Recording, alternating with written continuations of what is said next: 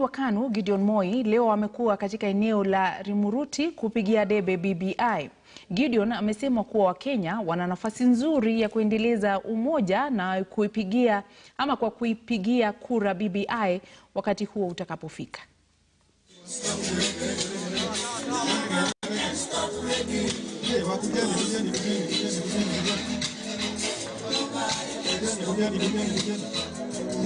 Hai watu wa Laikipia, mtusaidie sisi watu wa Baringo. Bado hata ule mzee alipolala tumrudishie shukurani kwa mambo ambayo alitutendea kupitia kijana wake Moi. Ni kijana mpole, ana maneno. Na kama kuna ndume Rift Valley, sasa si moja. Leo ametawazwa ndume ni wawili. Kazi yetu sisi soko ni kuchagua ndume njema. Na tunataka ndume ambaye ametulia.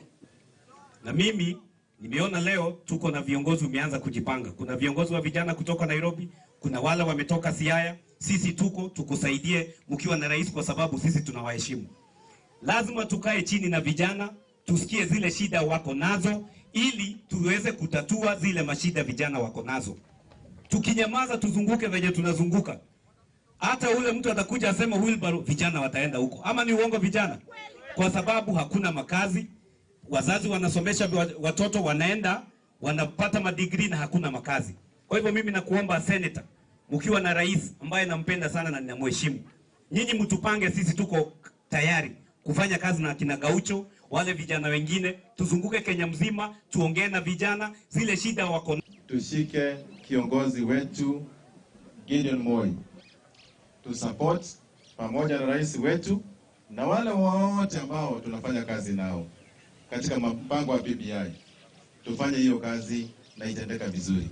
Someni tafadhali hiyo kitabu, utaona ile mazuri ambazo ziko ndani ya kusaidia. Ya wamama Gladwell ameeleza.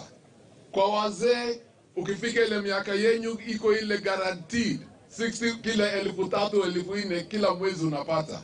Inaingia account yako au kwa M-Pesa. Sasa unakataji hii BBI? What will make you refuse BBI? Ndio nini unakataza? Na mali zote zinakuja kwenyu, mandugu zangu. The benefits are all yours. Wakisema ati huko juu watapata president, vice president, prime minister, iko shida gani? Iko shida gani? Wakisema iko president paka chini prime minister, vice president na deputies, sisi tutapanga yetu, line up yetu, si ndio? Sasa nyinyi pangeni yenyu.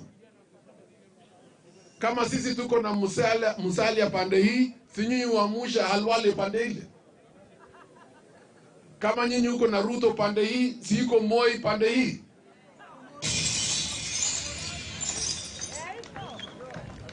Kama sisi tuko na Raila pande hii, sijui nani nyinyi taweka pande ile nyingine.